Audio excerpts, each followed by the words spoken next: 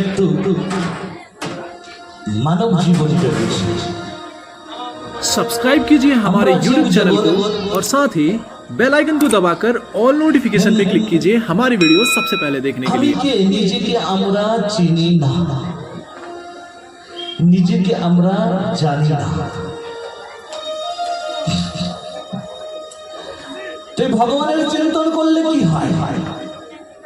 ভগবান কি পাবে তার প্রতি কৃপা বর্ষণ করে। একটু কথায় যে কুরুক্ষেত্রের যুদ্ধ প্রায় সাঙ্গ হয়ে গেছে, অন্তিম যুদ্ধ হয়ে গেছে। কার সঙ্গে?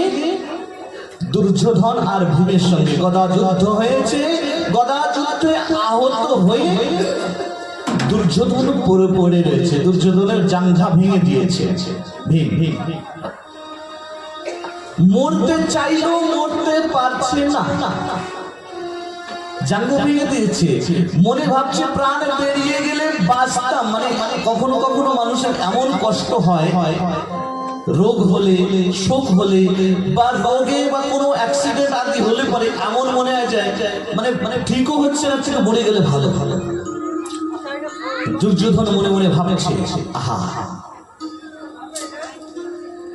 এই কষ্ট তুমি চলে গেলে ভালো হতো, কেউ নাই। তবে ওই যুদ্ধে দুর্যোধনের পক্ষের থেকে জীবিত ছিল কুলগুরু কৃপাচার্য আর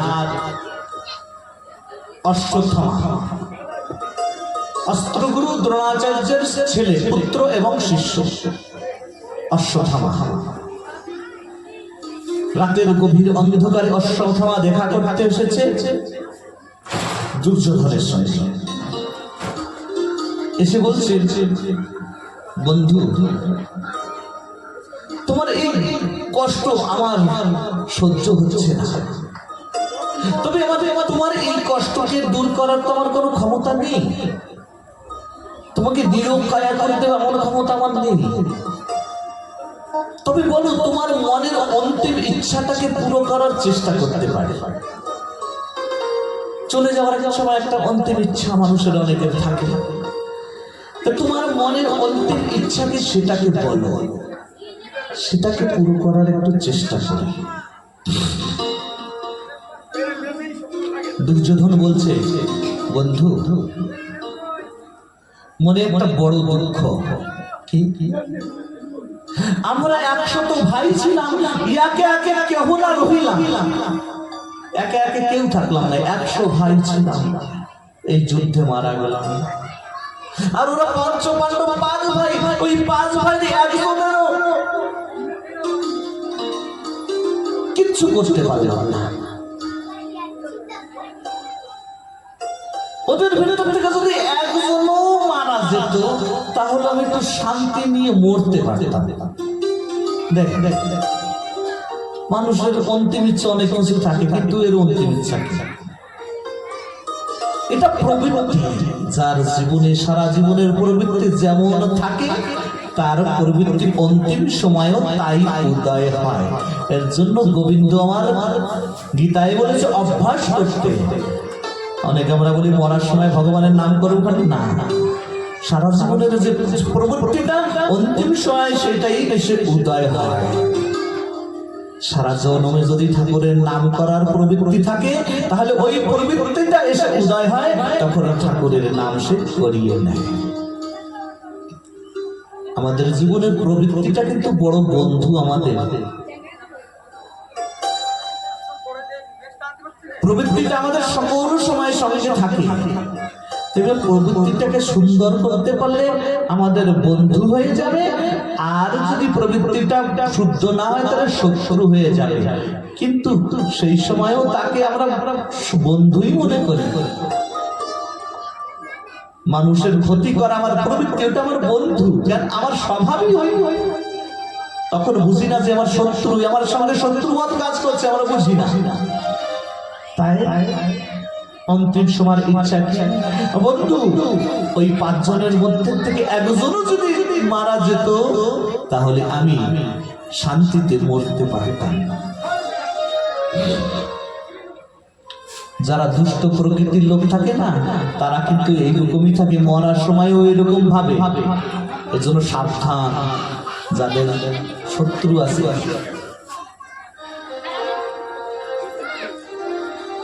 তোর কি অশ্বত্থামা বলছে, ঠিক আছে বলছে, তুমি একজনের মস্তক চেয়েছো না, আমি 5 জনের মাথা এনে দেবো তোমাকে। ঠিক আছে। অশ্বত্থামাও জানে দিনের বেলা যুদ্ধ করলে পরে পঞ্চপাণ্ডবের সঙ্গে পারা সম্ভব না। এত বড় রণাঙ্গন হয়ে গেল, কেউ পারলো না। বড় বড় যোদ্ধা ফেল হয়ে গেল, ওর সঙ্গে তো সামনাসামনি যুদ্ধ করে তো ওদের সঙ্গে পারবো না। তবে বন্ধুকে কথা দিয়েছি, তার মনোবাঞ্ছা পূর্ণ করতে হবে। তাই কি করা যায়? রাতের গভীর অন্ধকারে শিবির, যেখানে যুদ্ধ হয়েছে, শিবির লেগেছে। সবার আপনা আপনা পান্ডাল আছে, বড় বড় পান্ডাল তৈরি করা। ওদের পান্ডাল আলাদা দিকে, এদের পান্ডাল আলাদা দিকে। এইবার ওদের যখন পঞ্চপাণ্ডব ঘুমাবে, অশ্বত্থামা ভাবছে যখন পঞ্চপাণ্ডব ঘুমাবে, ঘুমন্ত অবস্থায় ওদেরকে মারতে হবে। জীবিত তো পারবো না ওদের সঙ্গে, মানে চেতন থাকতে পারবো না। গভীর রাত্রের অন্ধকারে ওই শিবিরে ঢুকেছে। এদিকে গোবিন্দ আমার কি করেছে? গোবিন্দ যার ভার নেয়, তাকে রক্ষা করার সম্পূর্ণ দায়িত্ব সে নেয়। যদি দেওয়া যায়, দিতেও তো হবে। অনেক মানুষের এমন আছে, নিজের আত্মীয় স্বজন আপনজন, তার ছেলে একটা ভুল করেছে, একটা চর মেরে দেখেন, ঝগড়া বেঁধে যাবে, তুই আমার সলকে মারলি কেন? এমনও মানুষ আছে। আবার কেউ কেউ আছে যে ভালো করেছিস, শাসন করার অধিকার তোরও আছে। আত্মীয়, আপনজন, বন্ধু, তার মানে আপনজন বন্ধু, এক বন্ধুতে স্বতন্ত্রতা দিয়েছে। আমার পুত্র যদি কোনো অন্যায় করে, তাহলে তোর অধিকার আছে ওকে মারার, ওকে শাসন করার। আর এক বন্ধু, তুই আমার ছেলেকে মারলি কেন? মানে সে পূর্ণ অধিকার দেয়নি, তাই না? তাহলে শাসন কার ছেলেকে করা হবে? যে পূর্ণ অধিকার দিয়েছে, তার ছেলেকে শাসন করলেও আমাকে বেশি কথা বলবে না। আর ও আমাকে পূর্ণ অধিকার দেয় নাই, বন্ধু হলেও ওর ছেলেকে কিছু বলা যাবে না, পরে বিপদ হতে পারে। আছে না এরকম? তাহলে সমর্পণের ভাবটাও তেমন যখন হবে, তখনই সেও আমাদের ভার নিবে। পূর্ণ দিলে পরে তখনও তুমি পূর্ণ নেবে। তাই রাতের অন্ধকারে যখন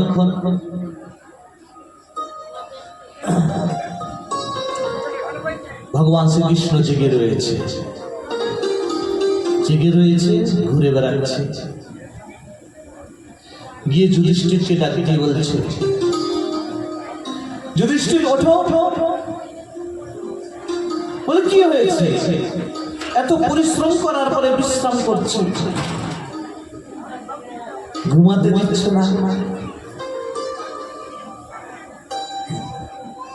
বলে এত বড় যুদ্ধ জয় করেছি, তাহলে এই যুদ্ধে জয় করার একটা আনন্দ উৎসব করতে হয় না? এত বড় যুদ্ধ জয় করেছি যখন একটা আনন্দ উৎসব করতে হয় না? মানে পার্টি। তাই কোথায়? তা চলো অন্য জায়গায় কোথাও যাই। দ্রৌপদী পঞ্চপাণ্ডবকে নিয়ে ভগবান অন্যত্র চলে গেছে।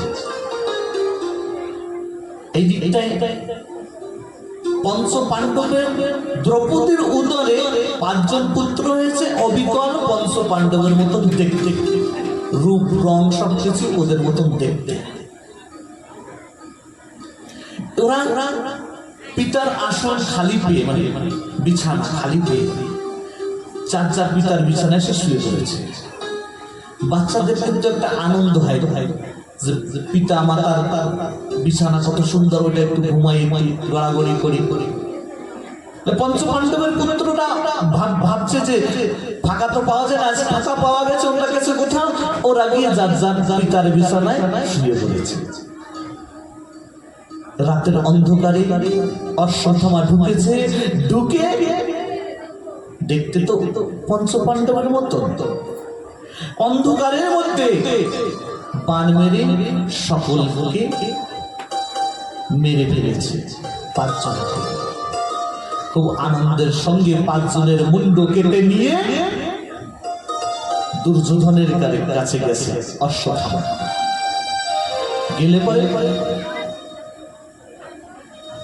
বলছে, বন্ধু তুমি একজনের মাথা চেয়েছিলে, আমি পাঁচজনের মাথা নিয়ে এসেছি। দুর্যোধন ভাবছে এত সহজ কি করে হলো, এত বড় যুদ্ধে আমরা কেউ পারলাম না কেন? যার সহায় রয়েছে কৃষ্ণ গোবিন্দ নিজে মুরারি, এত সহজে মিশলো। ব্যাপারটা কি কই দেখি, বলে কি কই দেখি, মুখটা দেখে খুব সুন্দর করে দেখে বললে, আহারে তুই আমার বংশে জল দেওয়ার জন্য কাউকে রাখলাম না, এরাই ছিল আমাদের বংশকে উদ্ধার করার জন্য। আমরা তো সবাই মারা গেছি, আমাদের পুত্ররা সবাই মারা গেছে। পঞ্চপাণ্ডবের পাঁচজন পুত্রই ছিল, অভিমন্যুও মারা গেছে। যদিও আমরা কাকা তো ভাই হই, কাকা হই, যা কিছু হই, কিন্তু এক বংশের তো এরা আমাদের জন্য তো পিণ্ড দান করবে, কিন্তু আমাদের বংশে পিণ্ড দান করার, জল দান করার জন্য কেউ রাখলি না। অশ্বত্থামা বলছে কি করো তো? বলে না রে, এই পঞ্চপাণ্ডব নয়, পঞ্চপাণ্ডবের পুত্রগণ। এই কথা বলে দুর্যোধন আরো দুঃখিত হয়ে মারা গেছে। দুর্যোধন যারা মানুষের ক্ষতি কামনা করে তাদের কিন্তু অন্তিম সময় দুঃখ পেয়েই যেতে হয়, তার যতই ধন সম্পদ থাকুক না কেন। দুর্যোধনের কি ধন সম্পদের অভাব ছিল? সবকিছুই তো ছিল, কিন্তু তার কাছে ধর্মও ছিল। দুর্যোধনের কাছেও ধর্ম ছিল, আর পঞ্চপাণ্ডবের কাছেও ধর্ম ছিল। একজনের ধর্মের কথাকে মেনেছে, আর একজন ধর্মের কথাকে অমান্য করেছে। ধর্মেরই অবতার দুজনে এসেছিল ওই সময়। পঞ্চপাণ্ডবের বিদুর হচ্ছে ধর্মরাজ যুধিষ্ঠির, মানে ধর্মরাজ যমরাজের অবতার যুধিষ্ঠির। আর যুধিষ্ঠিরের কথা সবাই মেনেছে, পঞ্চপাণ্ডব কখনো ফেলেনি। বড় ভাই যা বলেছে, ধর্ম সংকট বলেছে, কখনো সেই কথাকে তারা অমান্য করে নাই। তাই তাদের কল্যাণ হয়েছে, তাদের ভিতরে একতা ছিল। আর যেখানে ধর্ম আছে সেখানে আমার গোবিন্দ আছে। এর জন্য ভগবান গোবিন্দ ওই পঞ্চপাণ্ডবের দলে ছিল না, যে পঞ্চপাণ্ডব তার পিসির ছেলে না। ভগবান এর জন্য ছিল যে পঞ্চপাণ্ডবের সঙ্গে ধর্ম আছে, আর ভগবান ধর্ম স্বরূপে ভগবান নিজে। আর যেখানে ধর্ম থাকে সেইখানেই ভগবান থাকে, সে কি সেদিকে আর ভগবান তাকায় না। তাই ভগবান ধর্মের সঙ্গে যুদ্ধ করেছে, সাথ দিয়েছে। তাহলে দুর্যোধনের সঙ্গে ধর্ম কে ছিল? দুর্যোধনের পক্ষে ধর্ম ছিল বিদুর।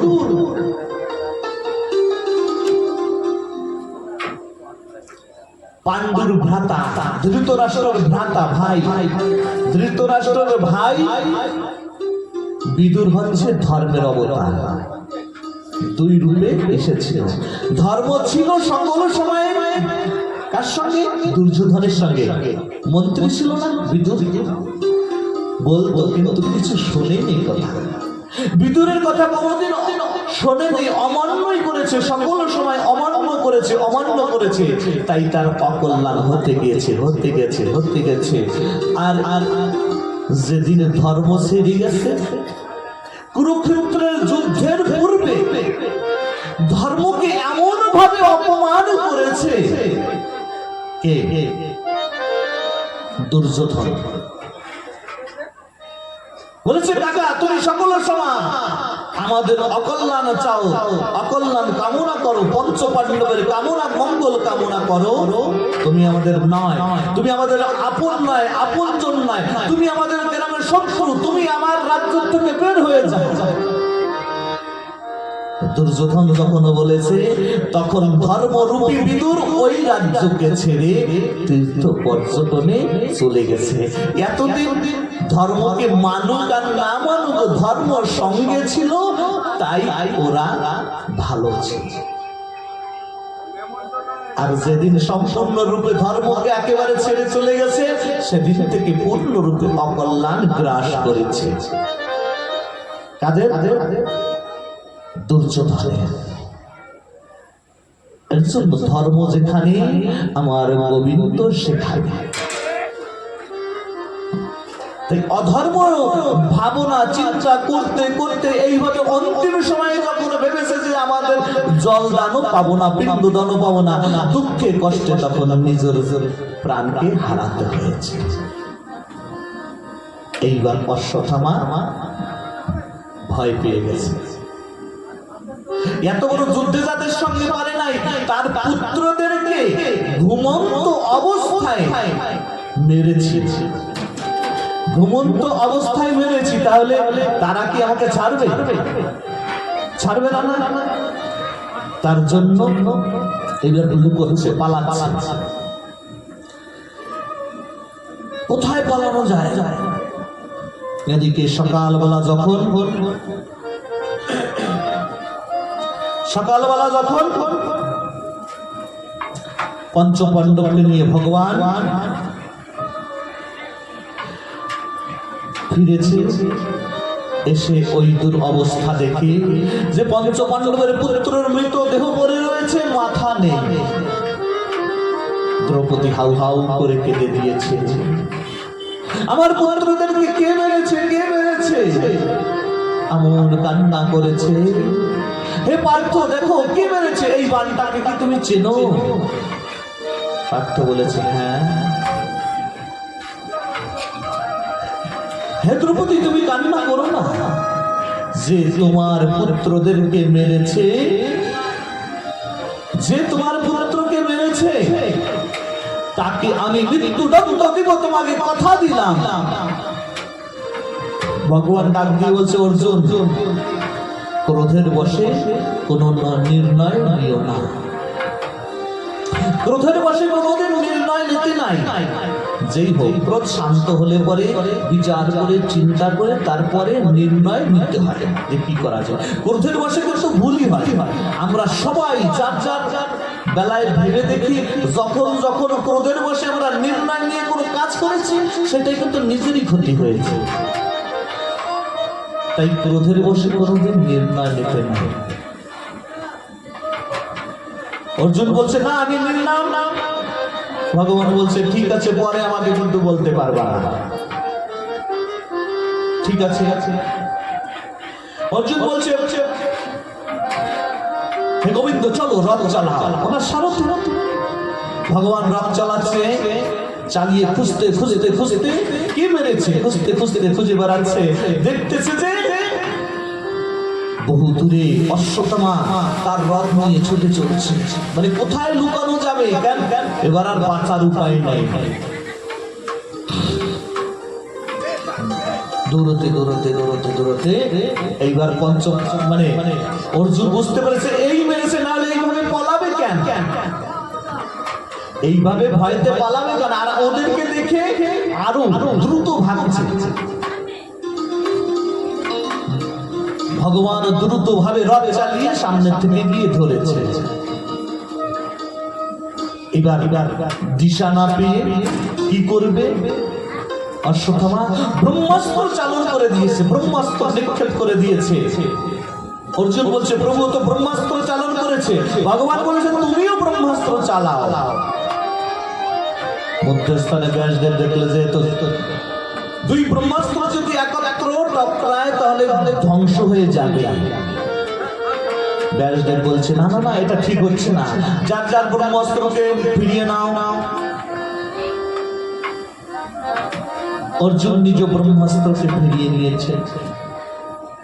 বলছে অশ্বত্থামা তোমার ব্রহ্মাস্ত্র ফিরিয়ে নাও। অশ্বত্থামা বলছে কি আমি ফিরাতে জানি না, ছাড়ার মন্ত্র জানি, ফিরানোর মন্ত্র জানি না, ঠিক করতে পারি না, খারাপ করতে পারি।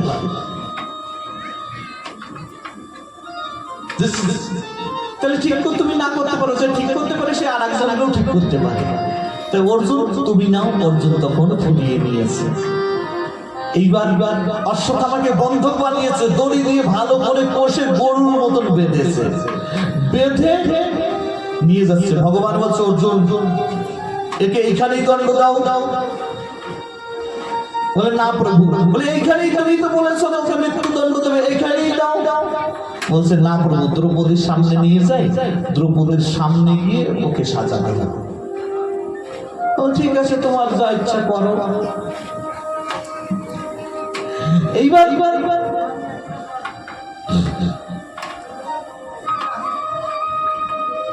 যখন গরুর মতন বেঁধে রথে টানতে টানতে নিয়ে এসছে, এনে দ্রৌপদীর সম্মুখে ফেলেছে। দ্রৌপদী ওই অবস্থা দেখে দুঃখে কেঁদে গিয়ে দৌড়িয়ে গিয়ে ওই বাঁধন খুলে দিয়েছে। দ্রৌপদী ওই বাঁধন খুলে দিচ্ছে, বলছে মুচ্ছে তাম বিপ্রবরম।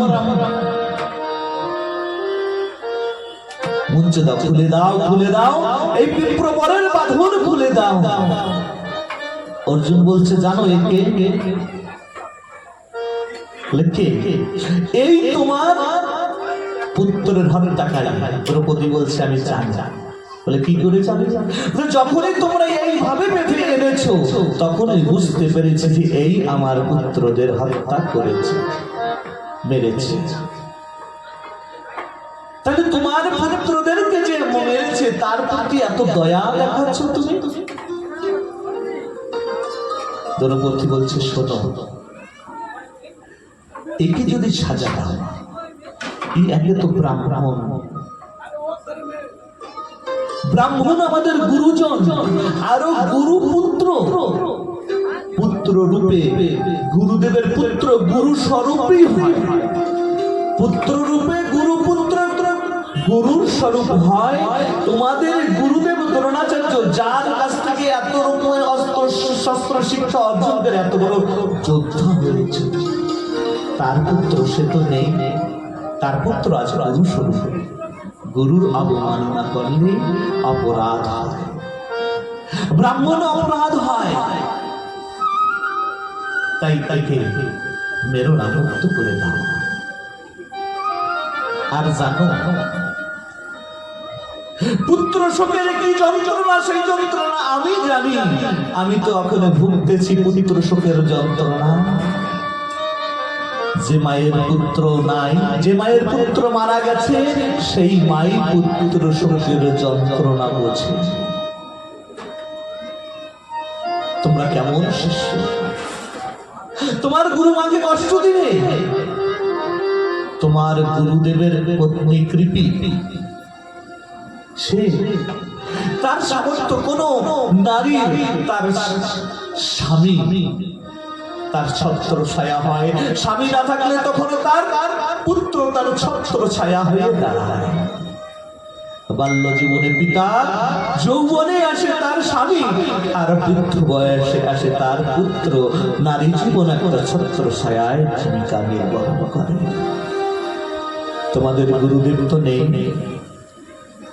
গুরুদেবকে তো তোমরা যুদ্ধে আগেই মেরে ফেলেছ। তোমাদের গুরুমায়ের তো একটা পুত্র আছে, তার মুখ দেখে জীবিত আছে। তার পুত্র যখন না থাকবে তার মনের কি যন্ত্রণা, এটা আমি বুঝতে পারছি। এই একটা মা হয়ে আর একটা মাকে আমি দুঃখ দিতে পারি না, কষ্ট দিতে পারি না। আমি কষ্ট নিজে সহন করি, ঠিক আছে। আমার পুত্র একে দণ্ড দিলে আমার পুত্র তার ফিরে আসবে না, তাই আমার পুত্র সুখে যন্ত্রণা ভোগ করছি বলে তুমি আর একজন মাকে, ওর মার কি দোষ? ও মা, ওর মা কি অপরাধ করেছে যার জন্য ওর মাকে কষ্ট দেবে না? তাই মুক্ত করে দাও, মুক্ত করে দাও। দেখুন কত দয়ালু দ্রৌপদী। তাই দ্রৌপদী কি বলে? দয়ালু অবতার।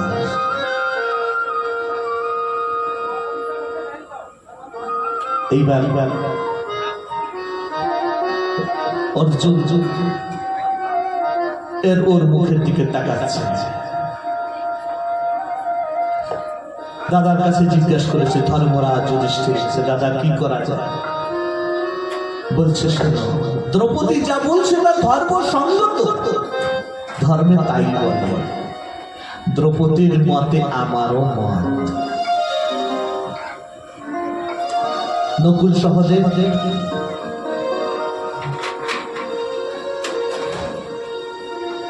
বলছে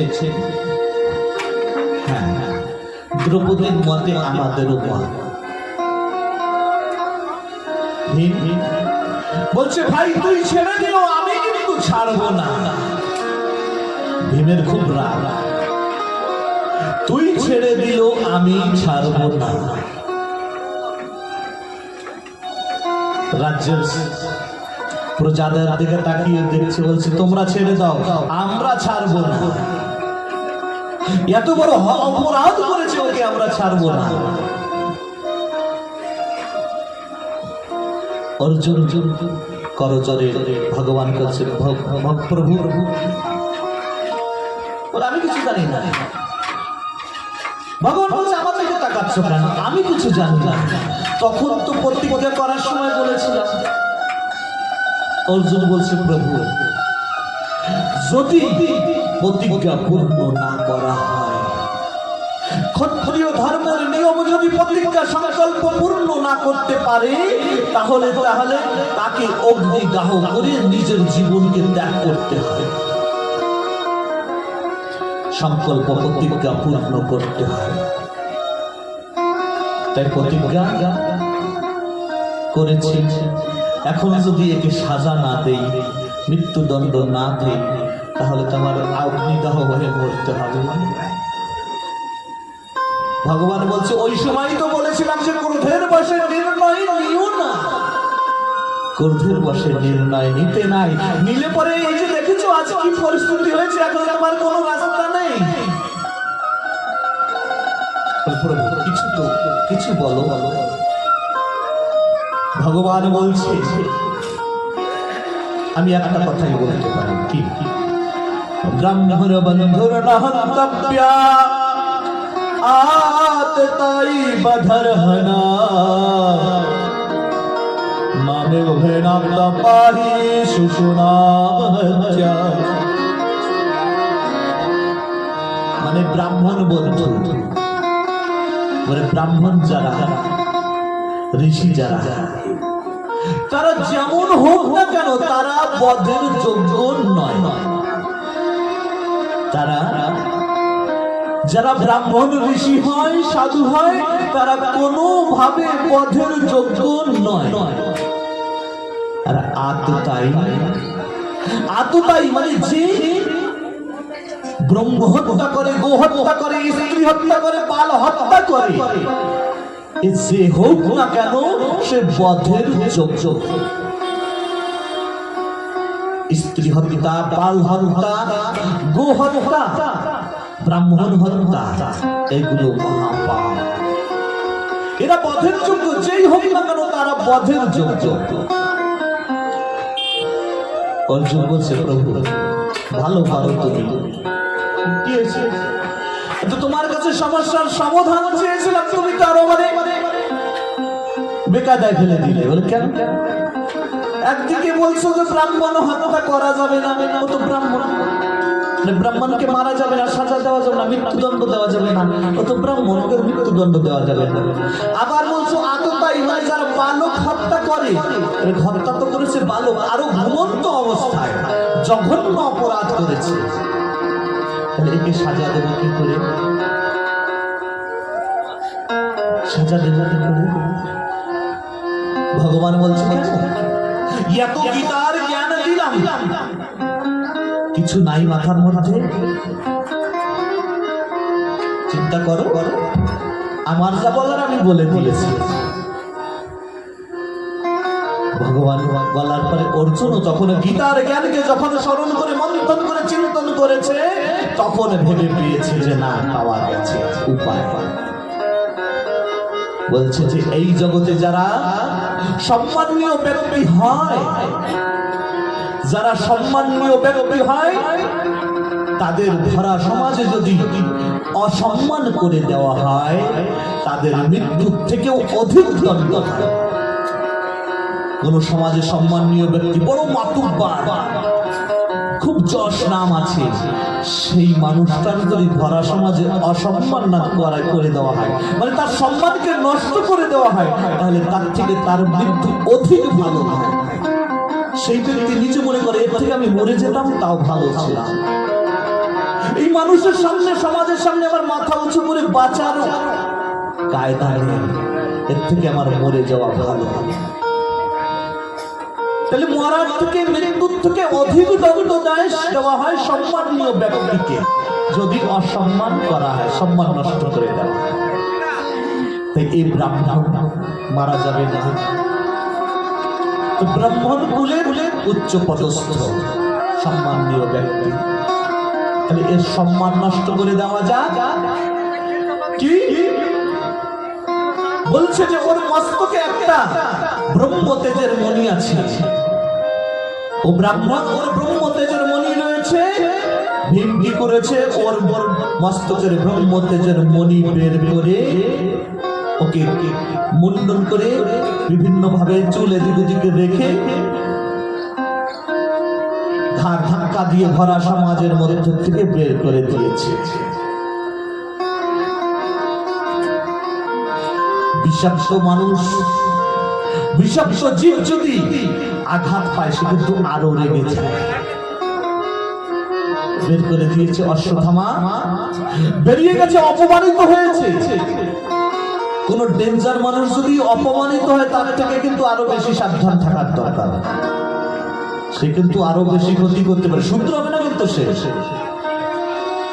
এ ভাবছে না, দুর্যোধনে এ ভাবে নেই যে আমি কোন কারণে আজ মরণাপন্ন অবস্থায়, মরার সময় ভাবেনি যে আমি সারা জীবন আকাশ কাজ করেছি, অন্যায় অপরাধ করেছি, সেই অপরাধের ফলে আজ আমার এই গতি হয়েছে, তা ভাবেনি। অশ্বত্থামাও সেই ভাবেনি যে আমি কি কর্মের কারণে, কি ভুলের কারণে আমি এই জায়গায় এসেছি। যদি ওই ভুলটাকে মনে করতে পারে না, সে কিন্তু সুন্দর হয়ে যেতে পারে।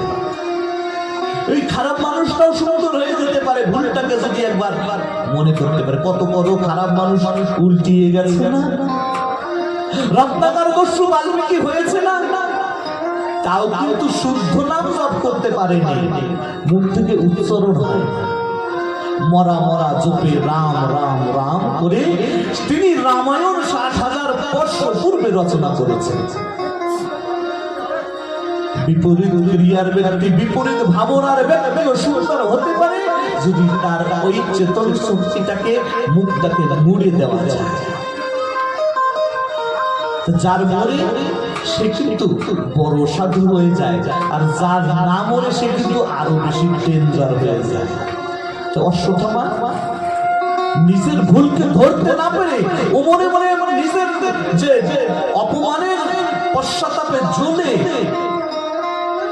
আরো তার বিরোধে, মানে কিভাবে এর বদলা নেওয়া যায়। পঞ্চপাণ্ডবের সঙ্গে তো পারবো না, কারণ কি বারবার ওদের রক্ষা করার জন্য কৃষ্ণ গোবিন্দ নিজে রয়েছে। মারতে তো ওদের গিয়েছে, ওদেরকে বাঁচিয়ে নিয়েছে গোবিন্দ, বাঁচিয়ে নিয়েছে। ওদের সঙ্গে পারবো না, তাহলে ওর বংশে আর কি আছে পাতি দিতে, তাই খুঁজে দেখি।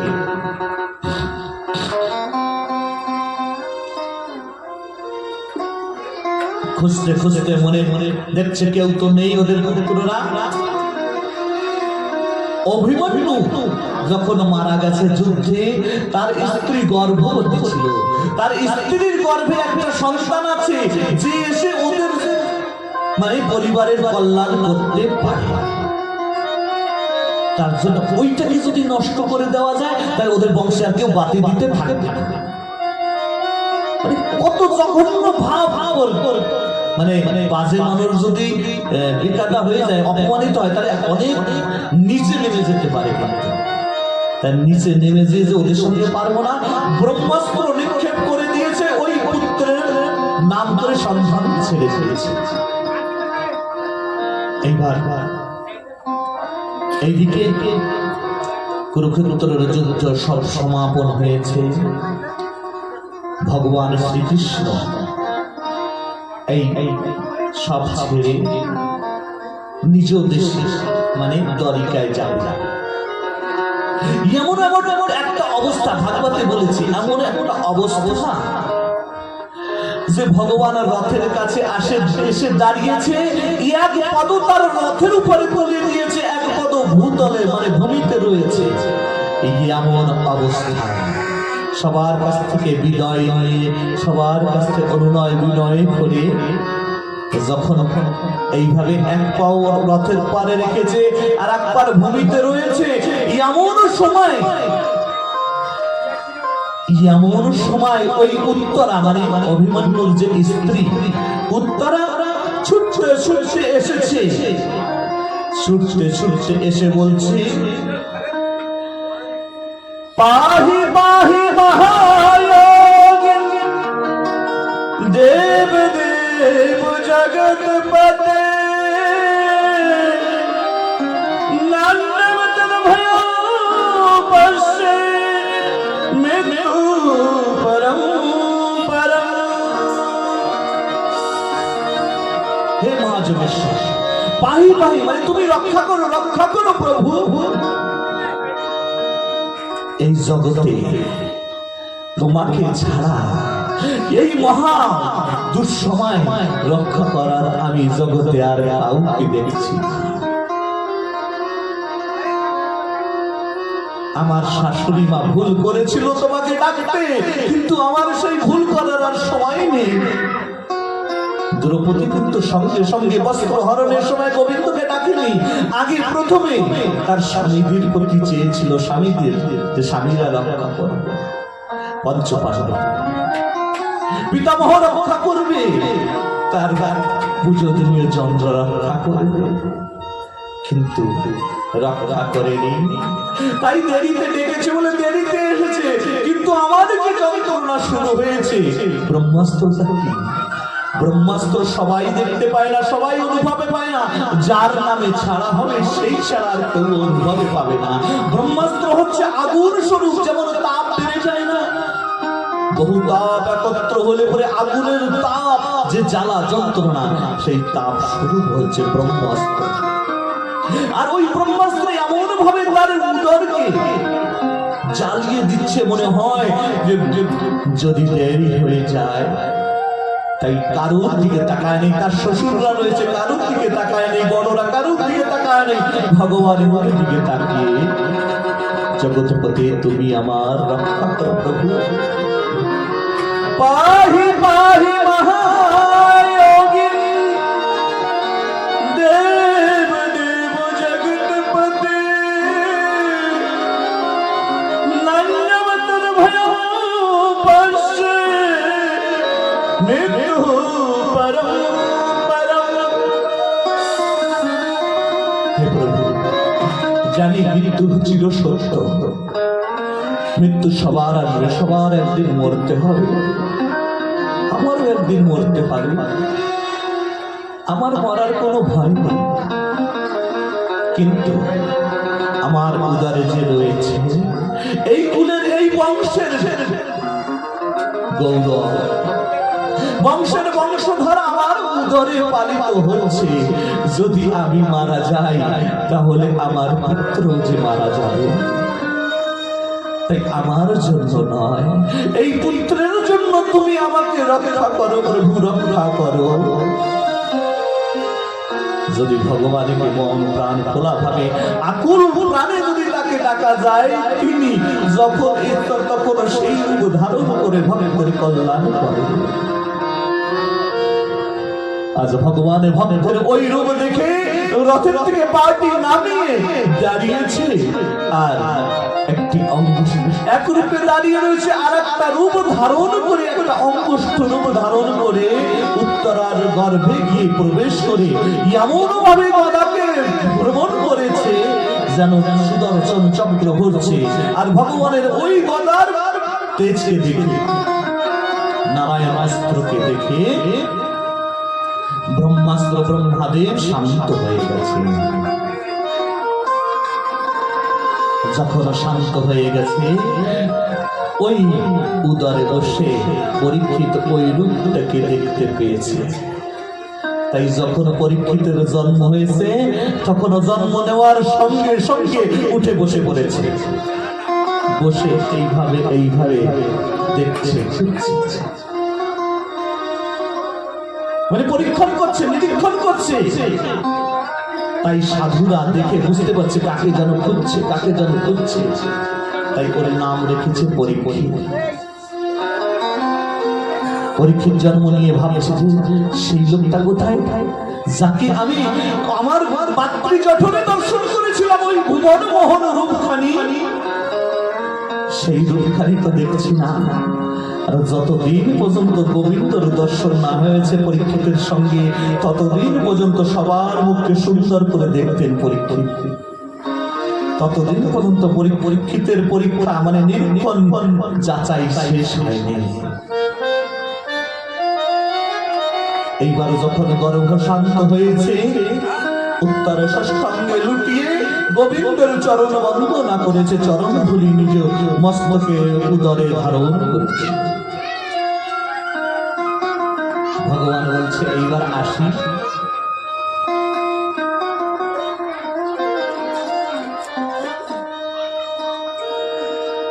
কুন্তি বলছে প্রভু তুমি একটু দাঁড়াও, প্রভু তুমি একটু দাঁড়াও। বলছে কেন? আমি তোমাকে একটা প্রণাম করতে চাই নরম। ভগবান বলছে মা,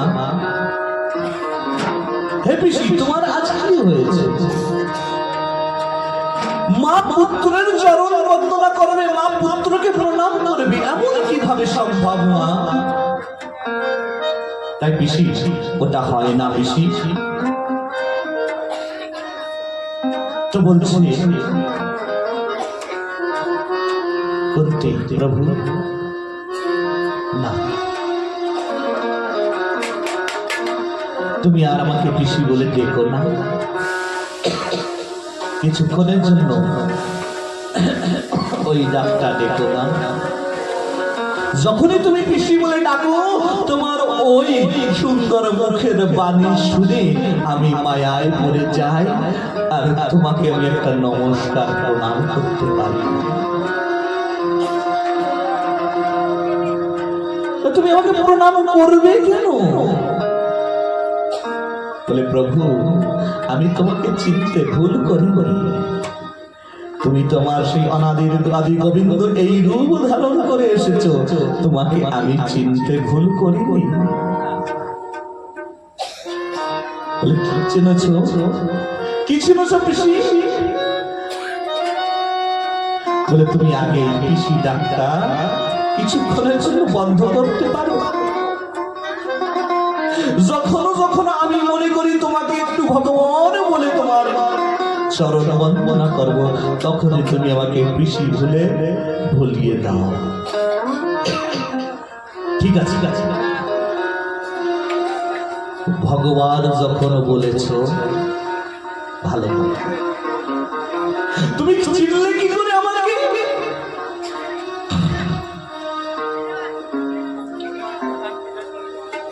বলে প্রভু তুমি আমার করে সকল সময় কৃপা করেছ, আমি তো সেই দিন চিনে গেছি যেদিন আমি জানতাম যে তুমি আমার ভ্রাতা মানে আমার ভাই বসুদেবের পুত্র কৃষ্ণ নন্দালয়ে তুমি। আমি যখন আমার ভাইয়ের সঙ্গে মথুরায় দেখা করতে গিয়েছি, আমার ভাই বলেছিল যে নন্দালয়ে যে পুত্রখানি সুন্দর রূপ রয়েছে না, ও কিন্তু আমার। তাই একদিনে তোমাকে দেখা করার জন্য, তোমার সঙ্গে দেখা করার জন্য যখন গিয়েছি, সেই দিন তোমাকে তোমার মা যশোদা উলুখলে বেঁধেছিল, উখলে রশি দিয়ে বাঁধন করেছিল, বেঁধেছিল। মা বেঁধে রেখে চলে গেছে, তুমি খুব কান্না করছো, চোখের থেকে খুব জল পড়ছে, অস্ত্র বহির্গত হচ্ছে, খুব কান্না করছো। আমি দূরে থেকে যখন আসি দেখতে পাই তুমি কান্না করছো। যখন তোমার কাছে আমি চলে গেছি, কিছুক্ষণের মধ্যে দেখতে পেলাম তোমার চোখ দুটো মুছে তুমি সুন্দর হেসে আমার সঙ্গে কথা বলেছো। তাই প্রভু, ওই দিন থেকে আমি শিখেছি তোমার কাছ থেকে যে তুমি আমার ভগবান না হলে এইভাবে দুঃখের মধ্যে কেউ হাসতে পারে না। দুঃখের মধ্যে যদি কেউ হাসতে পারে, সে হচ্ছে আমার গোবিন্দ, আমার গোপাল। তাই ওই দিন তোমার কাছ থেকে একটা শিক্ষা শিখেছিলাম।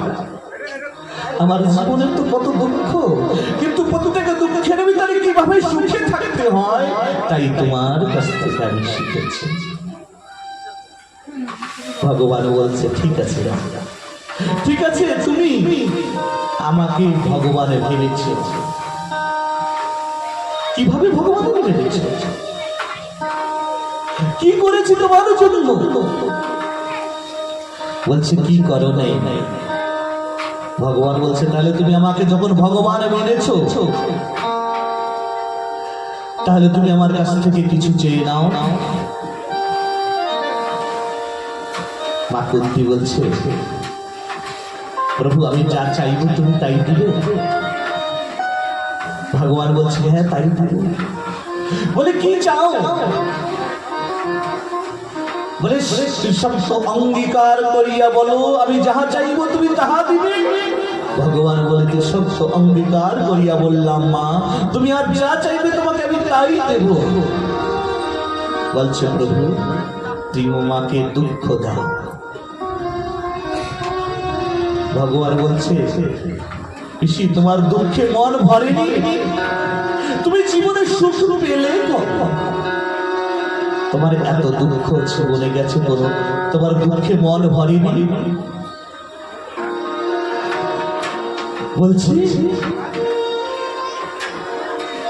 তোমার বাল্য বেলায় তোমার নিজ পিতৃ গৃহ ছেড়ে অন্য পিতৃ ঘরে ভোজের কাছে মানুষ হতে হয়েছে। ছোটবেলায় মানে পিতার কোল তোমাকে ছাড়তে হয়েছে, অন্য পিতার কাছে তোমার মানুষ হয়েছে। সেখান থেকে যখন তোমার বিবাহ হয়েছে, তোমার স্বামীর ঘর করতে করতে কিছুদিনের মধ্যে তোমার স্বামী তোমাকে ছেড়ে চলে গেছে। তোমার তো স্বামী শুধু বাবা। তারপরে দুঃখের তো কোনো অন্ত নেই। কত দুঃখ বলে বলে তোমাদের কাটাতে হয়েছে। মা কুন্তি বলছে, প্রভু এই দুঃখ তো দুঃখ ছিল না, এই দুঃখ খালি আমার আনন্দ স্বরূপ ছিল। বলে, কেন? কিভাবে আনন্দ তোমার হলো? যখন যখন আমার দুঃখ এসেছে তখন তুমি ছিলে।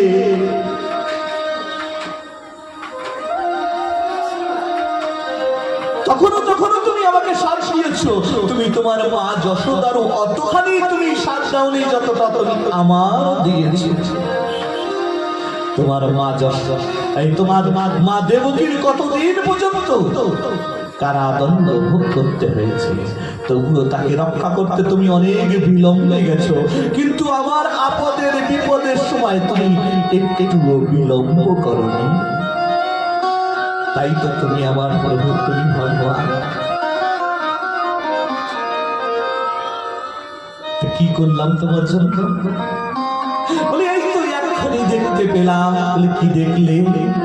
এক রূপে তুমি বাহিরে দাঁড়িয়ে রয়েছো, আর এক রূপে অঙ্গস্বরূপ ধারণ করে উত্তরা আমার গর্ভে প্রবেশ করে উত্তরার গর্ভকে শান্ত করেছ। এই তো তোমার কৃপায় এক্ষুনি সবে সবে দেখতে পেয়েছি। তাই আর কি করেছে তোমার জন্য? কতবার করেছ, বারবার বারবার। যখন আমার পুত্র ভীমকে বিষ দিয়েছিল দুর্যোধনরা, তখন তুমি নিজে আমার পুত্রকে অন্য রূপ ধারণ করে রক্ষা করেছ। কত বলবো তোমার কৃপা। যখন আমরা বনবাসকালীন ছিলাম, বনবাসকালীনের পূর্বে যখন লাক্ষাগৃহে আগুন লেগেছিল, ওই আগুনের সময় তুমি সেই সময়টা কিভাবে কৃপা করেছ? আমরা ওই আগুনের মধ্যে জ্বলে পুড়ে মরবো, তাই তুমি ও তোমার ঘুম দিকে বন্ধ হয়ে গেছে।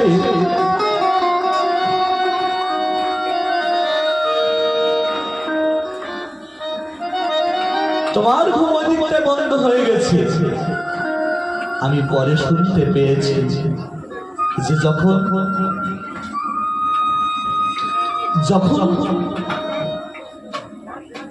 শিবরঞ্জনীকে ওই সবগুলো বাজে বাজে গলা বলা শিবরঞ্জনী যখন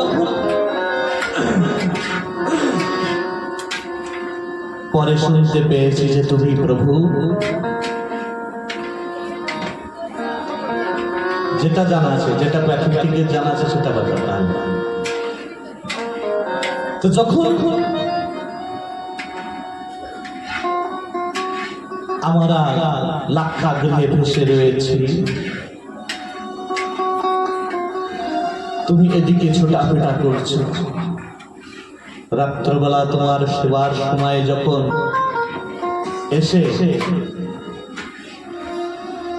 সেবার সময় এসে তোমাকে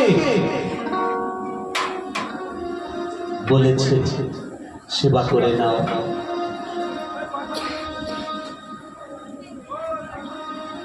তুমি সেবা করো, ছোটাফেটা করছো। রাতের গভীরে আমাদের লাক্ষাগৃহে আগুন লেগে গেছে। ওই আগুনে আমরা যতক্ষণ পর্যন্ত আগুনের থেকে বের না হয়েছি ততক্ষণ পর্যন্ত তুমি ছোটাফেটা করেছো। আমরা কষ্টে রয়েছি, কিন্তু তুমি কষ্ট করছো ওদিকে আমাদের কষ্ট নিবারণ করার জন্য। পরে যখন রুক্মিণী তোমাকে গভীর রাত্রে তুমি রুক্মিণীকে এসে বলেছো, রুক্মিণী এবার তুমি আমাকে খেতে দাও। কে জেগেছিল আমাদের জন্য? তুমি তো জেগেছিলে আমাদের জন্য। তুমি যদি ওইভাবে জেগে আমাদের রক্ষা না করতো, আমাদের বিশ্ব ব্রহ্মাণ্ডে কি আছে রক্ষা করা? বলে বলো, বলে কত আরো আরো কতবার রক্ষা করেছে। যেদিন পিতামহ ভীষ্ম প্রতিজ্ঞা করেছে, পিতামহ ভীষ্ম প্রতিজ্ঞা করেছে যে কি প্রতিজ্ঞা? দুর্যোধন বলেছে, হে পিতামহ, তুমি যুদ্ধ আমাদের পক্ষের থেকে করছো, কিন্তু মঙ্গল কামনা করো পঞ্চ পাণ্ডবের মঙ্গল কামনা করো। তুমি সর্বসমাধি যেই যখন এইভাবে বিভিন্ন ভাষা ব্যবহার করেছে, তখন পিতামহ ভীষ্ম প্রধানবিত হয়ে বলছে, কি বলিস তুই? গঙ্গাপুত্র ভীষ্ম এই করে পক্ষপাতিত্ব করে না। শোন, তুই ভাবিস আগামী দিন হয়তো পঞ্চ পাণ্ডবের একজন কেউ মারা যাবে, না হলে আমি মরব। আর পিতামহ ভীষ্মের সামনে দাঁড়াবার কেউ তো নেই, কেউ নেই। তাই জানে কে? পিতামহ ভীষ্ম ইচ্ছা মৃত্যু বরদান, তার ইচ্ছা ছাড়া কেউ তাকে মারতে পারবে না। দুর্যোধন জানে। আর বলছে কি, তোর বড় মরার ভালো, তাই না? শোন, আমি আগামী দিন যুদ্ধ করব। আজ রাত্রে যখন আমি সন্ধ্যা বন্দন সেরে বসবো, তখন তোর স্ত্রীকে ভানুমতিকে পাঠিয়ে দিস। তোর স্ত্রী ভানুমতিকে পাঠিয়ে দিস, আমি আশীর্বাদ করে দেব, তোকে এই বিশ্ব ব্রহ্মাণ্ডে মারার কারোর ক্ষমতা হবে না। যা যা। কুন্তী বলছে, প্রভু, পিতামহ ভীষ্ম প্রতিজ্ঞা করেছে যে পঞ্চপাণ্ডবের কেউ মারা যাবে। এদিকে তোমার ঘুম বন্ধ হয়ে গেছে, তোমার ঘুম বন্ধ, তুমি ছুটে বেড়াচ্ছ, ছুটিয়ে বেড়াচ্ছ। আর ছুটতে ছুটতে গিয়ে অর্জুনকে ডেকে তুলেছ। অর্জুন, ওঠ অর্জুন, ওঠ। অর্জুন বলছে, কি হয়েছে? এত গভীর পরিশ্রম করে বিশ্রাম করছি, একটু শান্তভাবে বিশ্রাম করতেও দেব না, দেবে না? ভগবান বলছে, তুই ঘুমিয়ে থাকবি। তুই ঘুমালে, তুই যদি ঘুমিয়ে থাকিস, তুই জানিস পিতামহ ভীষ্ম প্রতিজ্ঞা করেছে? বলছে, হ্যাঁ জানি। কি প্রতিজ্ঞা করেছে? আগামী দিনে পঞ্চপাণ্ডবের একজন মারা যাবে। অর্জুন, তুই জানিস যদি পঞ্চপাণ্ডবকে মারতে হয় প্রথমবারই কার?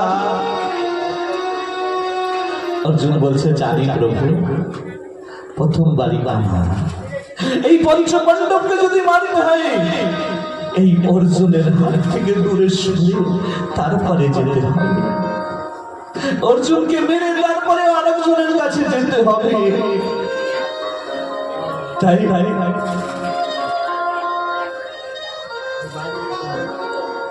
তাহলে তুই ঘুমিয়ে রয়েছিস, তাহলে তবুও তুই ঘুমিয়ে রয়েছিস। অর্জুন বলছে, প্রভু, যার চিন্তা করার জন্য আমাদের আদি গোবিন্দ জেগে রয়েছে, যার চিন্তায় আমার গোবিন্দ প্রভু জেগে রয়েছে, তাহলে তার আর চিন্তা করার কি? তাই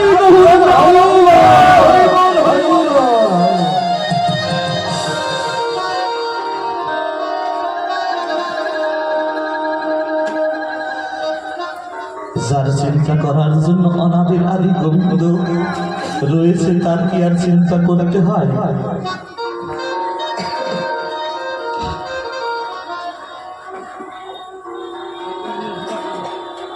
আচ্ছা, রাধে রাধে, নমস্কার, राधे श्री राधा रानी कृपा बरसे। थोड़ा बहुत बंगला समझ में आते हैं आपको ना? ठीक है ठीक है। तो अर्जुन বলছে প্রভু আমি নিশ্চিন্তায় কেন ঘুমাচ্ছি জানো প্রভু? যার চিন্তা করার জন্য আমার গোবিন্দ জেগে রয়েছে তার কি আর কোনো চিন্তা থাকতে পারে? আর চিন্তা কেন করছে? কুন্তি বলছে কি চিন্তা কেন করছো তুমি? যেদিন প্রথম যুদ্ধ আরম্ভ হওয়ার পূর্বে ভগবানের কাছে দুর্যোধন আর অর্জুন গিয়েছে। অর্জুন প্রথমে গিয়েছে। অর্জুন গিয়ে দুর্যোধন ভগবান শ্রীকৃষ্ণের মাথার পাশে বসে রয়েছে। কিছুক্ষণ পরে অর্জুন প্রবেশ করে চরণের কাছে বসে রয়েছে। যার যে চরণের কাছে থাকে না, যে গুরুদেবের যে গোবিন্দের চরণের কাছে থাকে না, তার প্রতি কিন্তু কৃপা আগে। তাই গোবিন্দ আমার প্রথম জেগে উঠে ওই চরণের কাছে দেখতে পেয়েছে অর্জুন এসেছে। অর্জুনকে দেখে বলছে অর্জুন তুমি এসেছো? দুর্যোধন বলছে প্রভু আগে আমি এসেছি। দুর্যোধন ডাক দিয়ে বলছে প্রভু আগে আমি এসেছি। ভগবান বলছে শোনো, কি আগে এসেছে কি পরে এসেছে এটা আমি জানি না, কাকে আমি আগে দেখেছি সেটা প্রথম। তো যার প্রতি নজর প্রথমে পড়বে তার প্রতি তো কৃপা আগে হবে। তাই কিছু চাই,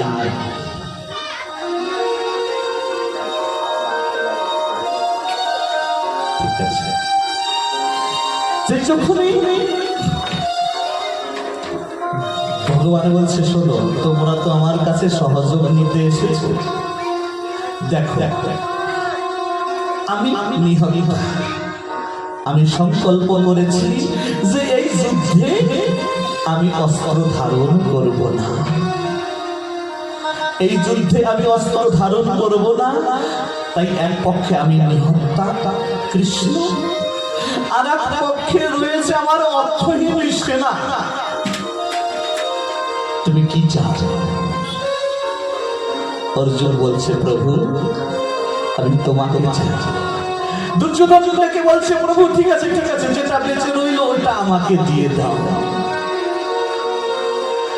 ভগবান বলল অর্জুন প্রথম সুযোগ তোকে দিয়েছিলাম, তোর এই মহাসমুদ্র সুযোগ যুদ্ধে তোর তো সৈন্যর প্রয়োজন, আর এই সৈন্য ছেড়ে তুই আমাকে নিহত্তা কৃষ্ণকে কেন চেয়ে নিলি বল?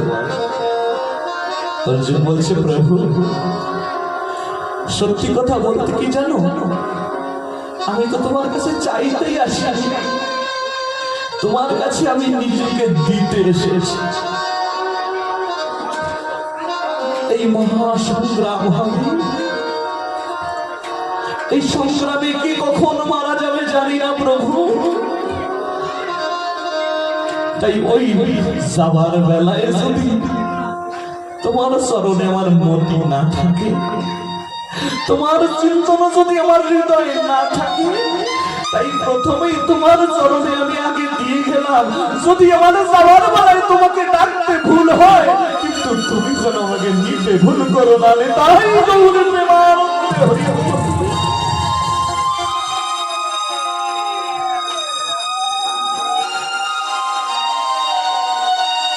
যাওয়ার বেলায় তাই তোমার চরণে দিতে এসেছি।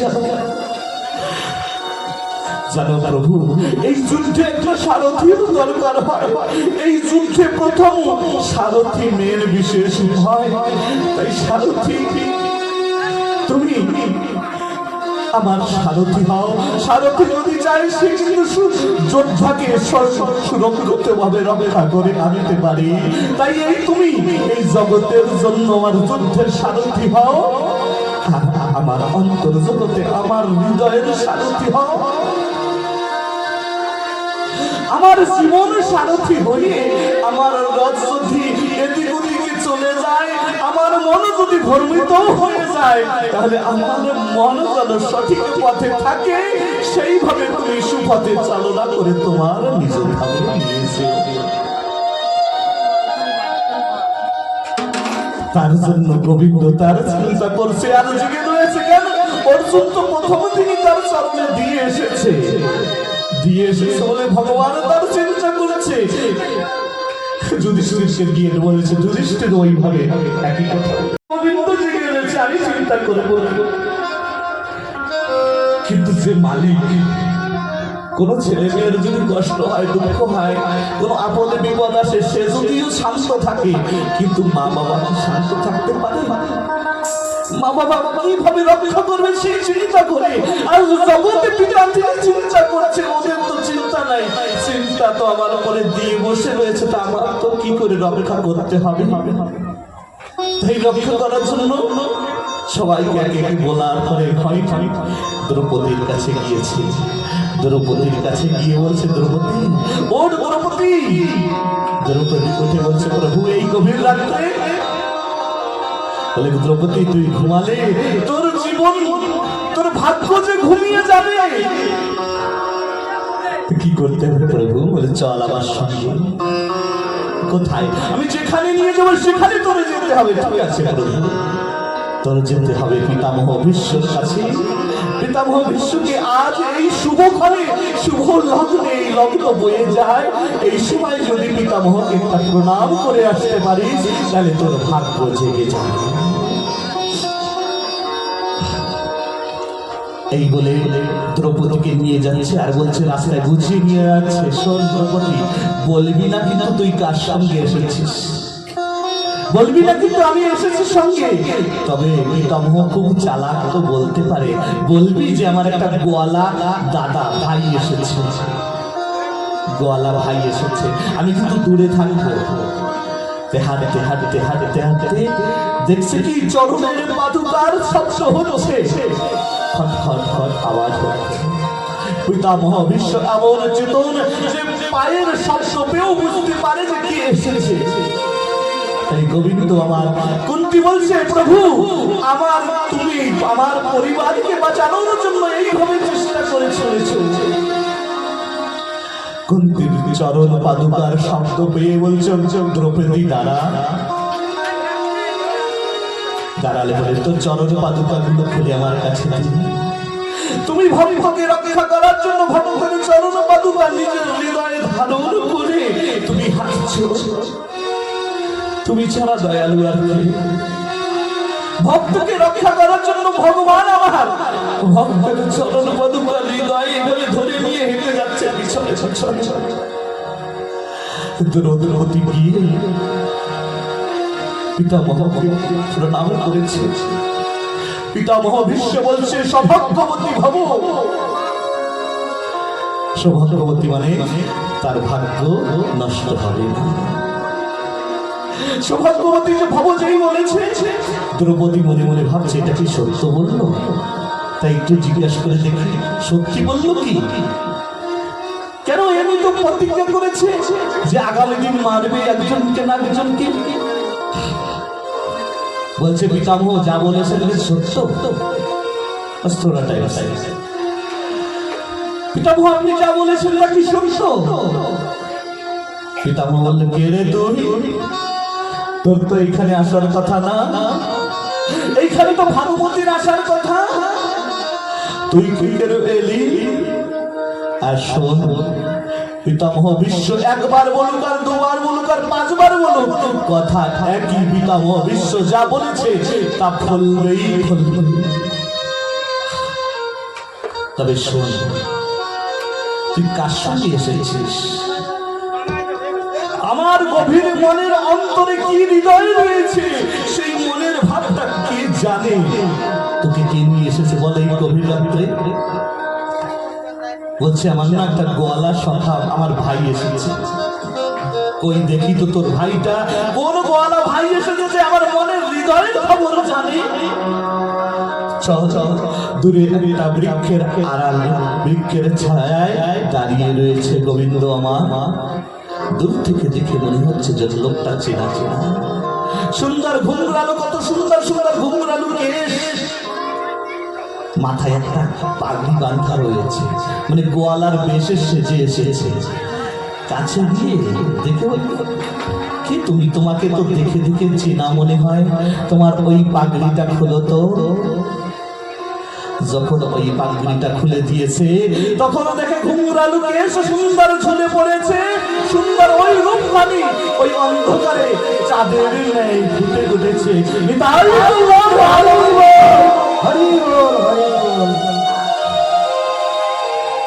তাই নাই যখন ওই রূপ দেখে বলছে, প্রভু জানি তুমি ছাড়া কেউ আমার মনের খবর কি বলতে পারে। প্রভু জানো, যখন ওদের কথার পরে এসে আমি প্রতিজ্ঞা করেছিলাম যে পঞ্চ পাণ্ডবের কাউকে আমি কাল মারব, আর আমি জানি আমি অধর্মকে নষ্ট করার চেষ্টা করছি, যে মধ্যে ধর্ম রয়েছে সেই ধর্মকে নষ্ট করার চেষ্টা করছি, অধর্মের সাথ দিচ্ছি। আর মনে মনে তখনও তোমাকে বলেছি, প্রভু তোমার ধর্ম তো তুমি রক্ষা করবে, তাই তোমার ধর্ম রক্ষা করার জন্য তুমি নিজেই আমার মুখ থেকে আশীর্বাদ দিয়ে দিলে, আর আমি ওদেরকে মারতে পারবো না। তাই কুন্তি বলছে, প্রভু যখন যখন আপদে বিপদে এসেছে তুমি এইভাবে আমাদের প্রতি কৃপা করুণা করেছো, তাই তোমার কাছে আমি দুঃখ চাই। কেন? প্রভু, যখন দুঃখ ছিল তখনও তুমি ছিলে। আজ আমার সুখের দিন এসেছে, আমার পুত্র রাজা হবে, সুখের দিন এসেছে, আর তখন তুমি আমাদেরকে ছেড়ে চলে যাচ্ছ। সেই সুখে কি সুখে, যে সুখে তুমি নেই, সেই সুখ আমি চাই না প্রভু, যে সুখে তুমি নেই, যে দুঃখে তুমি আছো, সেই দুঃখ যেন আমি পাই, সকল সময় যেন আমি তোমাকে নিয়ে থাকতে পারি। ভগবান কি দুঃখ দিয়েছে? যার কাছে দুঃখ নাই সে দেবে কি? যার কাছে যা নাই দিতে পারে। ভগবান বলছে, হে ঋষি, তোমার মনে বাঞ্ছিত যখন আমাকে চাইবে তখন আমি তোমার সম্মুখে দাঁড়াব। যা হোক, অনেক কথা রয়েছে, অন্য কোনো সময় এই কথা আবার বলবো, ঠাকুরের ইচ্ছা হবে। আজ তোমার এই বলরামপুরের অন্তিম দিন, আগামী ওখানটায় আমাদের নাম কীর্তন ঠাকুরের জন্ম উৎসব রয়েছে, সবাই আসবেন ওখানে। শ্রী শ্রী ঠাকুর নীলকান্ত মহাপ্রভুর জন্ম জয়ন্তী এবং নামযজ্ঞ ওখানে 12 জানুয়ারিতে অধিবাস, 13-14 কীর্তন, 15 প্রসাদ, সবাই ওখানে আসবেন।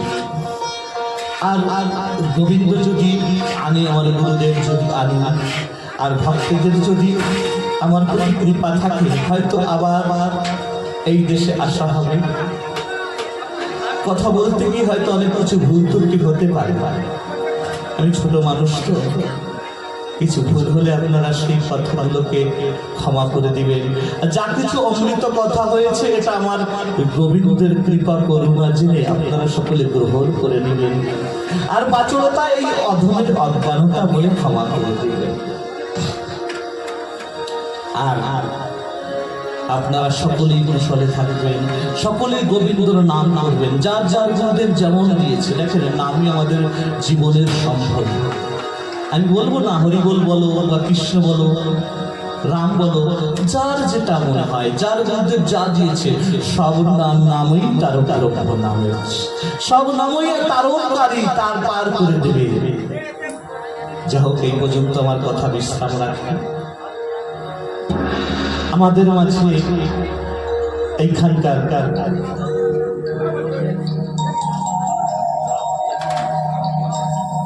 রাধে শ্যাম। জয় জয় নিতাই গৌর প্রেমানন্দ, হরি হরি বল, হরি বল, হরি বল।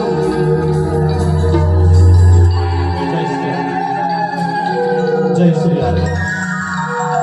আমাদের মাঝে রাজেশ যাদব, এইখানকার জেলা পঞ্চায়েত সদস্য আমাদের মধ্যে এসেছেন। তিনি ঠাকুরের মহানাম সংকীর্তনের পরিবেশ। হরে পরমাত্মনে প্রণত ক্লেশনাশায় গোবিন্দায় নমো নমঃ। यदक्षर पद भ्रष्ट मात्रहीनं च यद् भवेत् तत्सर्वं सन्मतं देवा प्रसीद परमेश्वर। कायेन वाचा मनसेन्द्रियैर्वा बुद्ध्यात्मना वानुसृत स्वभावात् करोमि यद्यत् सकलं परस्मै नारायणायेति समर्पयेत्। कायेन वाचा मतलब काया से, मतलब देह शरीर से, वाचा मतलब मुख से बोलते हुए, काया शरीर से मुख से बोलते हुए वाचा, मन से मन से इंद्रियों से, बुद्ध्यात्मा बुद्धि से, आत्मा से, वायु से स्वभाव मतलब जो कुछ भी हम किए हैं नारायण की समर्पित, सभी भगवान नारायण के चरणों में समर्पित करते हैं। भगवान श्री कृष्ण अर्जुन से कहते हैं, हे अर्जुन, आप जो भी करते हो, यत् करोसि अजुहोसि ददासि यत् तपस्यसि कंते तत् कुरुष्व मदर्पणम्। जो कुछ भी होम करते हो, व्रत करते हो, तपस्या करते हो, दान करते हो, सब कुछ जीवन का मुझ मेरे ऊपर अर्पण करते हुए चलो, तो आप अंत में मुक्त हो जाओगे। तो हम सभी क्या है? जो कुछ भी अब तक किए हैं, जो भी शुभ अशुभ, जो भी ठाकुर जी का नाम श्रवण किए, भजन किए हैं, सब कुछ मैं हमने ठाकुर जी अपने गुरु के चरणों में, मेरे गोविंद के चरणों में, नारायण के चरणों में समर्पित करते हैं। इसलिए सभी एक साथ करेंगे। कायेन वाचा मनसेन्द्रियैर्वा बुद्ध्यात्मना वानुसृत स्वभावा करोमि यद् यद् सकलं परस्मै नारायणायेति समर्पयेत् नारायणायेति समर्पयेत्। श्री गुरु करुणाबिन्दु संभवत दयामयं भक्ताधिनभक्त जीवनं वन्दे श्री गुरु चरणारविन्दं। मंचकल्पतरुभ्यश्च कृपा सिन्धुभ्येव च पतितानां पावनेभ्यो वैष्णवेभ्यो नमो नमो।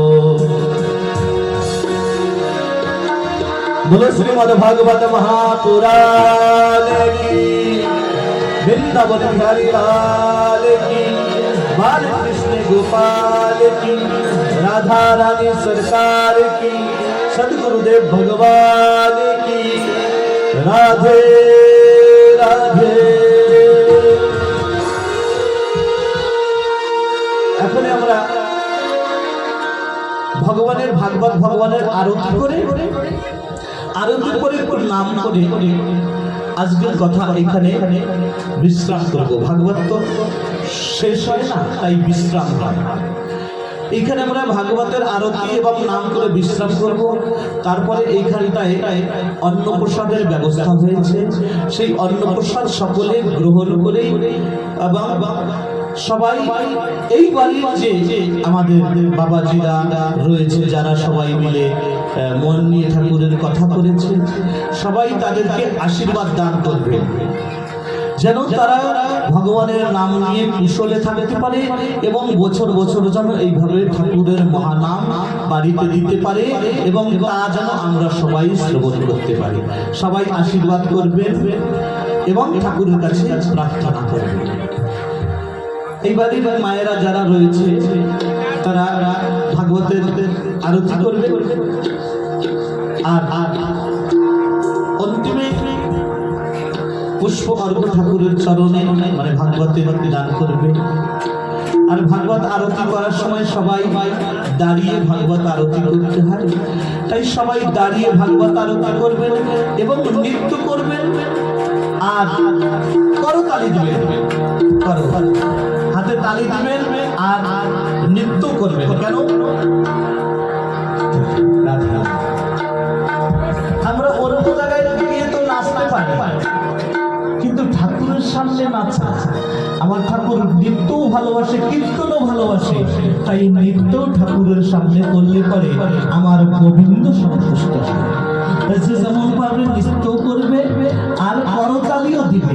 কেন? দেহ ইন্দ্র আমরা আমার গুরু সবাই গোবিন্দ সবাই আজ লাগাই আর না জানি কবি আমি শুভ দিন আসবে। তাই সবাই যার যার জায়গায় দাঁড়িয়ে করুন, যার যার জায়গায় দাঁড়িয়ে সবাই আরতি গাও হে ধরতি, आरती गाओ श्री बाके बिहारी तेरी, आरती गाओ श्री बाके बिहारी तेरी, आरती गाओ प्यारे तुझको रिझाओ।